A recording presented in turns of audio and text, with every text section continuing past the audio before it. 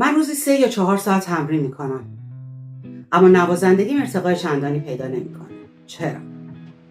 یک سوال بسیار پرتکرار دارم از بسیاریتون درباره میزان تمرینتون که ساعتهای مناسبیه اما خروجیش کافی نیست و سوال میکنید که چرا این اتفاق میفته.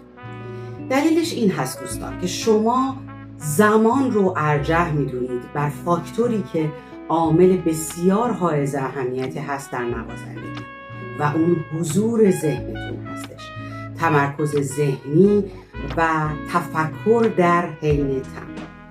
یک تمرین مفید به نظر من میتونه 3 مرحله داشته باشه.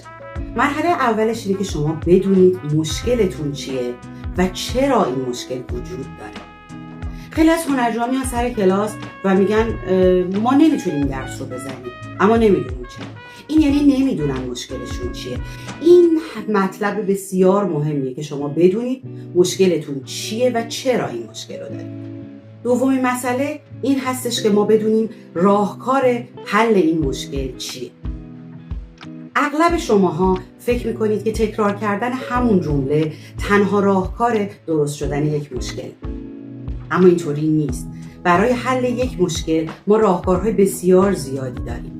اگر خاطرتون باشه چند هفته پیش یک فیلمی درست کردم، یک فیلم آموزشی در رابطه با یکی از راهکارهای خیلی مؤثر در حل مشکلاتتون. اون هم بست و گسترش اون جمله در رجیسترهای مختلف سازی و پرده‌بندی‌های متفاوت. اما اینها هم باز راهکارهای کمی هستن.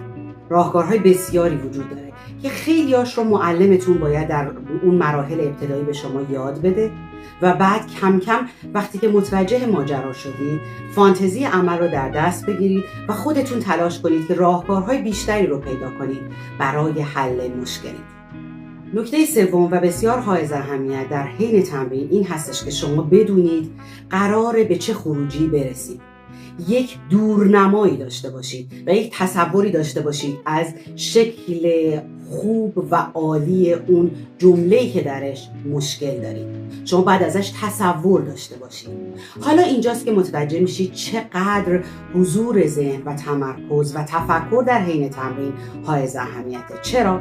چون من خیلی از هنرجوها رو دیدم که بارها و بارها 10 بار یک جمله رو میزنن بدون اینکه اصلا بین اینها فکر کنن، تلاشی بکنن ببینن چه اتفاقی افتاد. این اونجاست که ذهنشون حضور نداره. چرا حضور نداره؟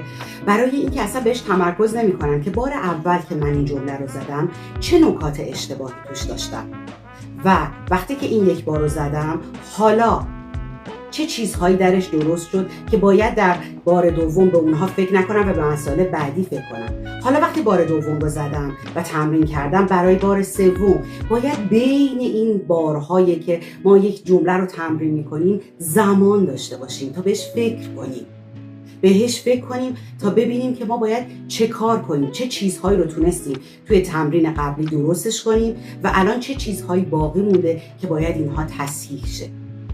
باید بهتون بگم اگر بدون حضور ذهن دارید تمرین میکنید، بدون تمرکز و بدون تفکر، شما فقط دارید یک کار فیزیکی انجام میدید و نتیجهش تمرین بسیار هست برای حصول نتیجه بسیار کم.